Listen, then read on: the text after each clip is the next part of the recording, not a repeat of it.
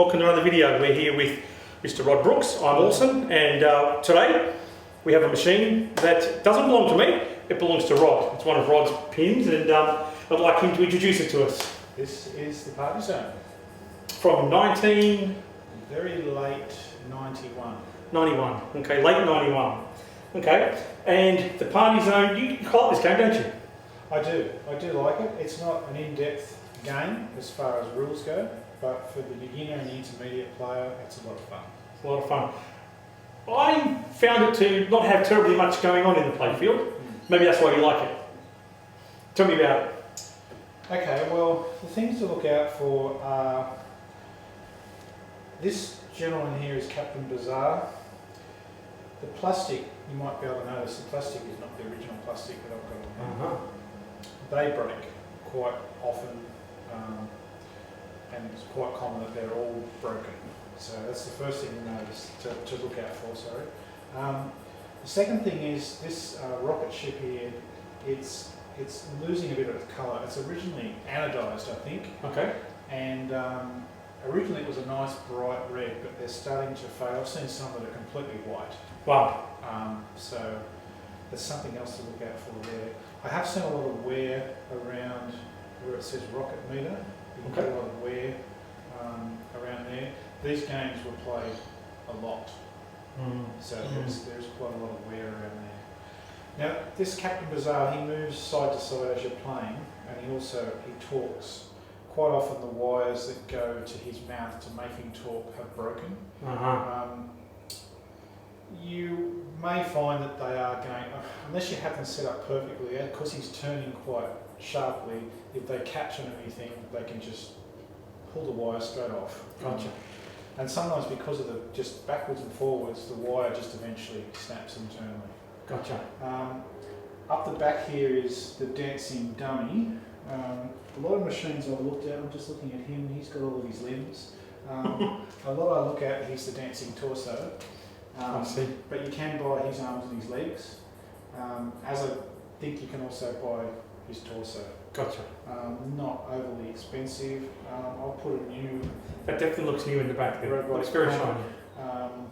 You'll probably find if it's original that they've gone back to just plastic. They're just worn right away. Yeah. There's also a couple of key switches that are in the back that you can't see, and they're very difficult to get to. But if those two switches don't work properly, the game will be really ordinary.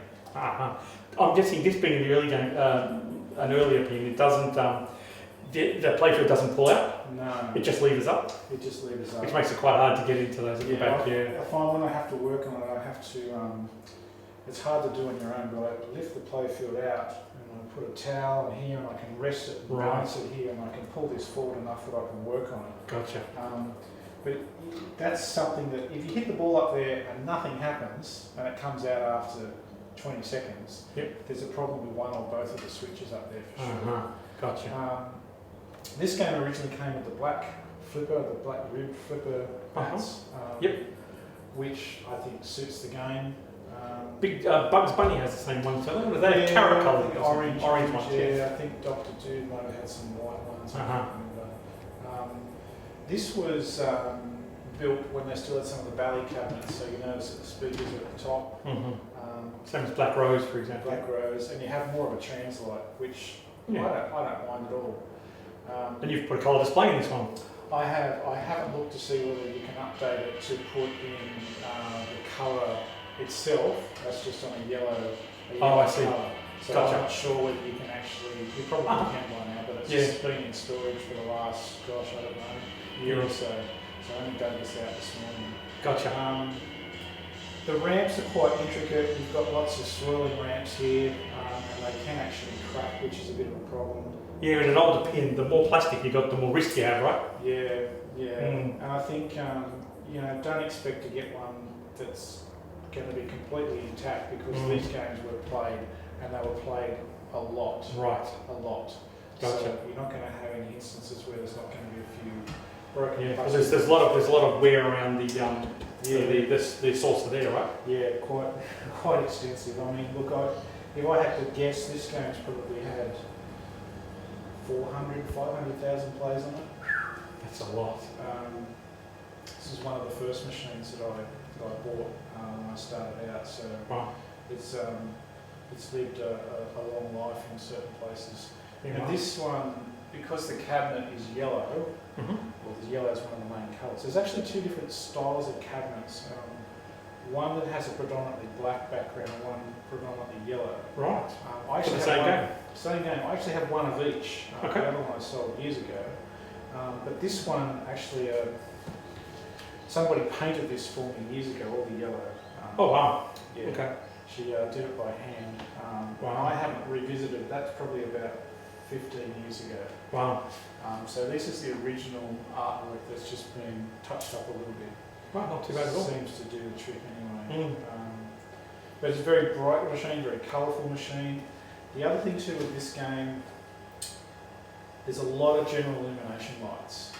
Right. And the voltage, for whatever reason, on some of those early transformers is a little bit higher.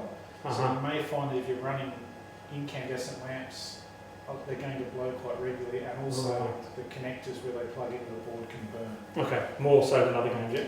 Yeah, I found this one and a few others around that time. Terminator 2 was a similar problem. Okay. You can either put LEDs in, you can put in 47 bulbs, which are a little bit less current. Right. But something to consider. The game is actually quite bright. It is. It does stand in that respect. It is nice. It's a colourful, bright game. Hmm. So yeah, so this one was and still is. When it goes on location, I find that beginners and intermediate players seem to Quite enjoy it. Yeah. Okay. Okay. And what do you rate this out of 10? Wow. I think I'd probably be at 7.5. Okay. See, I'm more about 6.5. Right.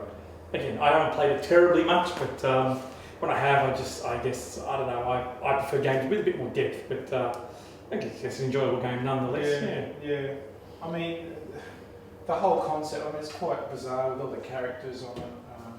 It's definitely out there. So it's in the same vein as Dr. Dude, Party Zone. Was there any others that There was matched an with it? earlier one, Party Animal, Party Animal, okay. which I think was 87, somewhere in 87. Right. Okay. But this one was the last one they did on the party type theme. Right. But yeah, definitely quite a. It's not one that the collectors love. Mm-hmm. So. Yeah. But it's one that you love. Well, I've got two sides to it. It's popular and makes money, so therefore I like it. Yeah. I wouldn't say I rush to play it, but Mm-hmm. But it makes you money. Yeah. Good stuff. All right. Why don't you fire up and have a game then? All right. Good. All right, go for it.